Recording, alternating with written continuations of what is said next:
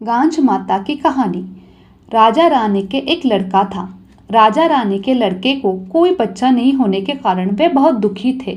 एक दिन रानी अपनी सहेली के पास गई तो वहां गांज माता की पूजा कर रही थी। रानी भी गांज माता की कथा सुनी। वहीं उसने संकल्प किया, यदि बहू गर्भवती रह जाए तो वह 1.25 पाव का रोट चढ़ाएगी।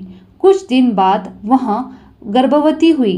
रानी ने रोट न बनाया और कहा, यदि बहू के पुत्र हुआ तो वह तभी 1.25 सेर का रोट चढ़ा दूंगी। बहू के पुत्र भी हो गया। रानी ने कहा, अब भी नहीं, पोते की शादी होगी और बच्चे होंगे तब भी 5 सेर का रोटा चढ़ाऊंगी। गांज माता का दिन आया। 8 तार का डोरा हल्दी से रंगकर रानी ने बहू को दिया कि गले में मंगलसूत्र से बांध लेवे। बहू ने बांध लिया।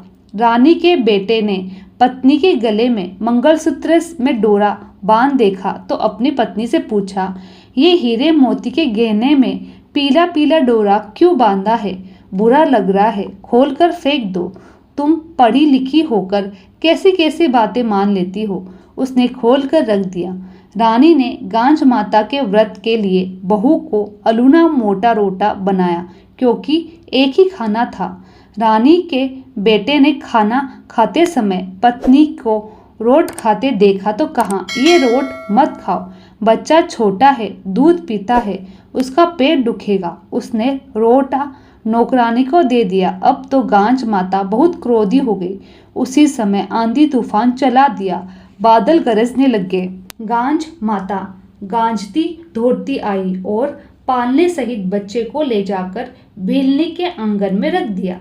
उसने बच्चे नहीं थे, वह बहुत खुश हो गई। इसी समय महल से बच्चा खो जाने का अहंकार मच गया। सास मन में कल्पने लगी कि मैंने रोट नहीं चढ़ाया, इसी कारण बच्चा खो गया है। बहू सोचने लगी कि मैंने डोरा खोल दिया और रोट न खाया, इसी का फल है। दोनों ही गांज माता से क्षमा मांगने लगी। रानी ने उसी समय 1.25 मन का रोट बनाकर गांज माता की पूजा की और रोट चढ़ाया। तभी भेलनी ने आकर कहा कि मेरे आंगन में एक बच्चा पालने सहित तूफान से आ गया था। रानी ने कहा, अवश्य ही वह हमारा राजकुमार होगा। गांज माता का कोप होने से ऐसा हो गया है। भिलनी ने कहा, कैसा कोप? रानी ने सब बातें भिलनी को बताई। यदि मेरे पुत्र हुआ तो मैं भी 1.25 पाव का रोट गांज माता को चढ़ाऊंगी। माता की कृपा से भिलनी मान बन गई। उसने तुरंत ही 1.25 पाव का रोट चढ़ा दिया। गरीबी थोड़े का चढ़ावे, अमीरी ज्यादा का चढ़ावे, पर रानी की तरह न करे। जैसा रानी का कोप किया वैसे किसी पर न करना। सास ने कहा, इसके बाद गणेश जी की कहानी कहे। बहू ने कहा, माताजी इस दिन बायना निकालता है या नहीं? सास ने कहा, नहीं बहू, इस दिन बायना नहीं निकालते। बोलो गांज माता की जय। अब आइए सुनते हैं गणेश जी महाराज की कथा। बोलो भगवान गणेश की जय।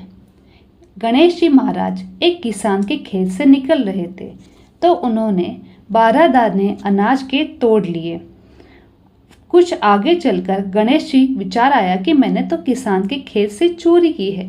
प्रायश्चित करने के लिए गणेश जी महाराज उस किसान के यहाँ नौकरी करने लग गए और 12 वर्ष तक नौकरी करते करते गणेश जी भी उनके परिवार के सदस्य बन गए। एक दिन किसान की पत्नी निमट कर राख से अपने हाथ धो रही थी। गणेश जी ने देख लिया। गणेश जी पास आकर बोले कि माता, यह राख से हाथ धोना गलत है, शौच जाकर मिट्टी से हाथ धोना चाहिए। चलो मिट्टी से हाथ धो। और गणेश जी ने किसान की पत्नी का हाथ मिट्टी से धुला दिए। किसान की पत्नी उससे नाराज हुई और किसान से बोली, यह कैसा नौकर रख रखा है, मुझे बात बात पर परेशान करता है। किसान ने गणेश जी को बुलाकर पूछा कि तूने मेरी पत्नी के मिट्टी से हाथ क्यों धुलाए? तू कौन होता है ऐसा करने वाला? गणेश जी ने जवाब दिया कि मैंने तो सही सीख बताई है। ये राख से हाथ धो रही थी। राख से भी कभी हाथ शुद्ध नहीं होते हैं। राख से हाथ धोने से घर की रिद्धि सिद्धि चली जाती है और मिट्टी से धोने पर आती है। किसान ने सोचा कि यह गणेश बहुत होशियार है। अंत किसान ने गणेश जी को माफ कर दिया। कुछ दिनों बाद कुंभ का मेला आया तो किसान बोला कि गणेशिया मेरी पत्नी को कुंभ में स्नान करा ला। किसान की पत्नी किनारे पर बैठकर नहाने लगी तो गणेश जी ने आगे ले जाकर गोता खिलाकर ले आए।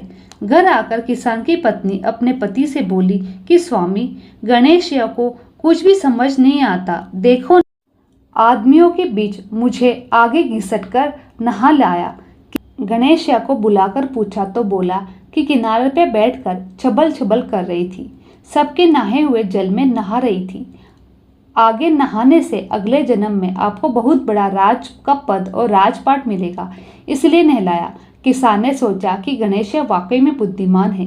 एक दिन घर पर होम हो रहा था। किसान बोला, जा रे गणेशिया, मेरी पत्नी को होम में बैठने के लिए बुला ला। गणेश जी के साथ किसान की पत्नी होम पर बैठने के लिए आने लगी तो गणेश जी ने देखा कि वह काली अंगी पहनकर चल रही है। तो गणेश जी नाराज हो गए और उसकी अंगी फाड़ दी और बोले कि लाल अंगी पहनकर चलो। गणेश जी द्वारा अंगी फाड़ने पर किसान की पत्नी रूठ कर बैठ गई। किसान ने पूछा, भाग्यवान, कैसे रूठ कर बैठी हो? होम का समय बीते जा रहा है। पत्नी ने सब बातें अपने पति को बताई। किसान ने गुस्से में होकर गणेश जी को बुलाया, बोले, आजकल तुम बड़ी बदमाशी करने लगे हो। गणेश जी बड़े विनम्र होकर बोले कि मालकिन काली अंगी पहनकर होम में बैठने के लिए आ रही थी तो मैं उसको उतार कर लाल अंगी पहनने के लिए बोला था। काली अंगी अशुभ होती है। किसान ने गणेश जी को धन्यवाद दिया। एक दिन किसान पूजा करने लगे तो पंडित जी बोले, हम तो गणेश जी की मूर्ति लाना भूल गए। तब गणेश जी बोले कि तुम मुझे ही मूर्ति करके विराजमान कर लो, तुम्हारा काम सफल हो जाएगा। ये बात सुनकर किसान गणेश पर लाल पीला हो गया। बोला कि तू अभी तक मालकिन से मस्करी कर रहा था, अब पंडित जी से भी मस्करी करने लगा। गणेश जी बोले, मस्करी नहीं कर रहा हूँ, सच्ची बात कह रहा हूँ। इतना कहकर उसने गणेश जी का रूप धारण कर लिया। किसान और उसकी पत्नी एक साथ गणेश जी की पूजा की। पूजा खत्म होते ही गणेश जी अंतर्धान हो गए। किसान ने अपने पत्नी को बोला कि अपने तो घर साक्षात गणेश जी महाराज विद्यमान थे और हमें उन्हें एक नौकर समझकर घर का सारा काम करवाते थे। गणेश जी ने दोनों पति पत्नी के स्वप्न में दर्शन दिए कि मैंने आपके खेत में चोरी से 12 दाने अनाज तोड़ लिए थे। इसका प्रायश्चित करने के लिए मैंने आपके घर पर एक नौकर बनकर काम किया और अपना दोष उतारा। उसके बाद किसान ने खेत में अनाज के भंडार बन गए और कुछ दिनों में किसान मालामाल बन गया। अंत गणेश जी महाराज जिस प्रकार किसान को धन धान्य देकर मालामाल किया, उसी प्रकार हम सब भक्तों को धन का भंडार भर देना और रिद्धि सिद्धि सहित हमारे घर भी पधारना, हमें सद्बुद्धि देना। बोलो गणेश जी महाराज की जय। आइए सुनते हैं अनंत चौदस की व्रत कथा। एक समय धर्मराज युधिष्ठिर ने राजसूय यज्ञ किया। यज्ञ मंडप का निर्माण सुंदर एवं अद्भुत था। अद्भुत ऐसा था कि जिसमें स्थल में जल और जल में स्थल दिखाई देता था। यज्ञ मंडप की शोभा निहारते निहारते दुर्योधन चल रहा था, किंतु जल की जगह स्थल समझकर आगे कदम बढ़ाए तो जल में गिर गया। द्रौपदी ने उसको देखे जा रही थी। दुर्योधन के गिरते ही हंसते हुए कहा, अंधे की संतान भी अंधी होती है। द्रौपदी के यह शब्द मजाकिया तौर पर कहे हुए थे, किंतु दुर्योधन के हृदय में बाण की तरह चुभ गए और मन ही मन प्रतिज्ञा की कि द्रौपदी इसका बदला जरूर लूंगा। कुछ दिनों के बाद दुर्योधन व उसके मामा ने पांडवों को छल कपट से जुए में हराकर 12 वर्ष का वनवास भोगने का हुक्म दिया। वनवास ने उनको अनेकों कष्टों का सामना गुजारना पड़ा। पांडवों की कष्ट पीड़ा देखकर कृष्ण भगवान पांडवों से मिलने आए। धर्मराज युधिष्ठिर ने आकर कृष्ण जी को प्रणाम किया और दुख से छुटकारा पाने का अनुरोध किया। तब कृष्ण ने उन्हें भगवान अनंत का व्रत करने को कहा। इस व्रत को करने से तुम्हें खोया हुआ राज्य दोबारा मिल जाएगा और तुम्हारा वनवास भी शीघ्र कट जाएगा। इस वार्तालाप के बाद श्री कृष्ण जी ने युधिष्ठिर को एक कथा सुनाई। प्राचीन काल में सुमंत नाम का एक ब्राह्मण था। उसे एक सुशीला नाम की अत्यंत सुंदर कन्या थी। ब्राह्मण ने सुशीला का विवाह कौंडल्य ऋषि के साथ कर दिया था। कौंडल्य ऋषि अपने पत्नी को लेकर अपने आश्रम को चल दिए। रास्ते में रात होने पर वे नदी तट पर रुक गए। सुशीला ने देखा कि बहुत सी स्त्रियां किसी देवता की पूजा कर रही है। सुशीला के आग्रह पर उन स्त्रियों ने विधि पूर्वक अनंत व्रत की महिमा उन्हें बताई।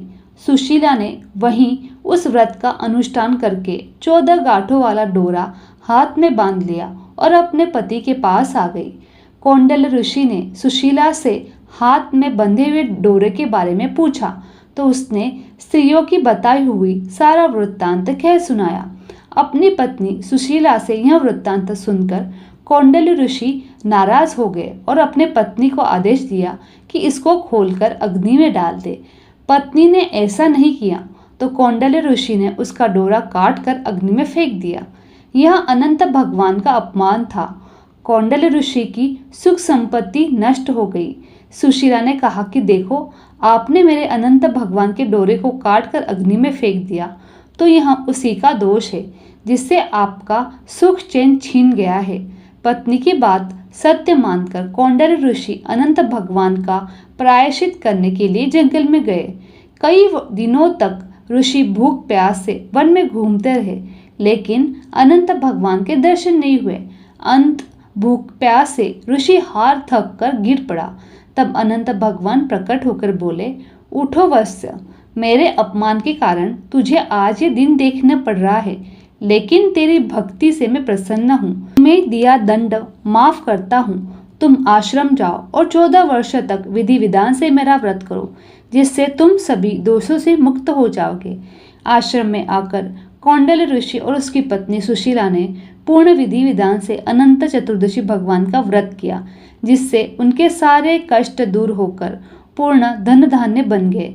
इस प्रकार धर्मराज युधिष्ठिर सहित सभी पांडवों ने कृष्ण भगवान के बताए अनुसार अनंत चतुर्दशी का व्रत किया, जिससे उनको महाभारत युद्ध में विजय प्राप्त हुई और अपना खोया हुआ साम्राज्य वापस प्राप्त कर लिया। बोलो भगवान अनंत की जय, भगवान के अनंत स्वरूप की जय।